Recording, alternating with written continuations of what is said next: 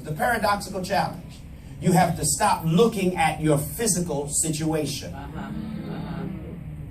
Because these are spiritual blessings. Say that, Pastor. Amen. Spiritual blessings.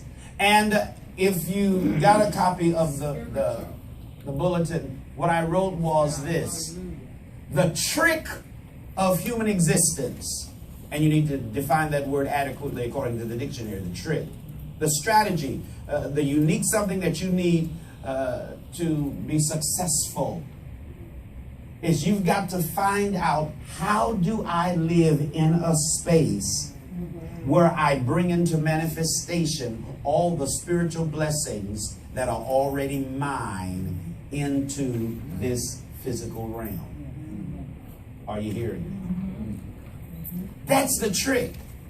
How do I live in such a way that all the spiritual blessings that are already in place, I even use this word, superabundant. There's a superabundance of everything. Say superabundance. Of everything. Say no lack. No lack. And I would that you spend time just meditating. There is no such thing as lack in spirit. There is no lack in spirit. There is no lack in spirit. There's absolutely no such thing as lack. There is no lack in spirit. While I was away this week, I happened to misplace my mini iPad. I do not remember where I left it. I returned to my room and I realized, before I was laid down, I said, you know what? I don't know where my mini iPad is. And those of you who know me, you know that I'm very sensitive about my gadgets. I could not go to sleep without knowing, okay, where's all my gadgets? Are they in place with it? So I realized I don't know where my mini iPad. I immediately got on my knees.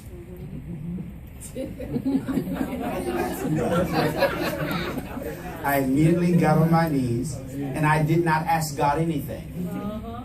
I began to declare, there is no such thing as loss in spirit.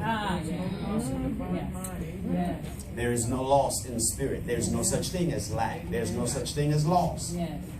I refuse to say at all that my mini iPad was lost. I just simply said there is no loss. I said, Father, in the name of Jesus, I thank you that in the natural realm, either someone will walk up to me and return to me the mini iPad, or I will receive in the very near future its equivalent or better. Hello, somebody.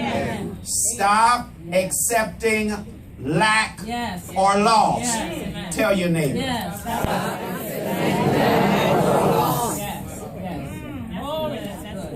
So I just began to speak that. And I said, okay, Father God, now I'm going to get up off my knees and I'm going to sleep peacefully. I am not going to worry about this. I'm not going to have any challenges. I'm going to wake up in the morning. The first thing I'm going to do in the morning, I'm going to get on the phone and contact Lost and Found. And I'm going to ask them, where do you go if you've misplaced something, and you deal with the natural, and et cetera, et cetera, et cetera. And so they said, well, then we'll call security. They called security, and security said, meet them at the first level concierge desk. I waited, and I got there. As I spoke to the woman on the other end of the line of security, she said, what kind of case was on your mini iPad? I said, incipio. She said, all right, I'll meet you there in a few minutes. I said, thank you very much. I waited there, and I waited there, and I saw the security woman walking up, and I said, I believe you're looking for me? And she was holding something behind her. And I said, I believe that's mine. And she said, how can we prove that it's yours? Well, I had gone into my iPhone and locked it so that it couldn't be opened without the passcode. And so I said, watch this. Turned it on, put in the passcode. I said, that's how I know it's mine. That's how you know it's mine. There's my license. Write it down, I signed. Recovered. And I went on about my day. Amen. Just a simple, small, slight illustration to say there is no loss, there is no lack in spirit. The key of that illustration is this: attitude. Awareness and attitude. It is time for the church to become aware that I'm blessed. Tell your neighbor, you gotta know that you're blessed. And your being blessed is not predicated on where you're born in this earth. It's not predicated on where you live. You can be in an apartment, in a condo, in a townhouse, in a rented place, doesn't matter. That has nothing to do with you are blessed and you have access to all spiritual blessings in heavenly places. Now your challenge is not to get blessed. Tell your neighbor what I just said. Your challenge is not to get blessed. I'm going to even go out on a limb and tell you, members of Hope of Glory, stop asking God to bless you. Because to ask for a blessing is to suggest I'm not blessed. So to ask for a blessing is to continue in a consciousness of not blessed. Lord, bless me. Why? I'm not blessed. Rather, argue if you want.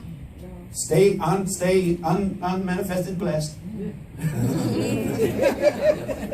Change your attitude to I'm blessed. Wake up every morning and just say, today I'm blessed. Whether it's sunshine, whether it's overcast, whether I have money manifested in my pocket or not, I'm blessed.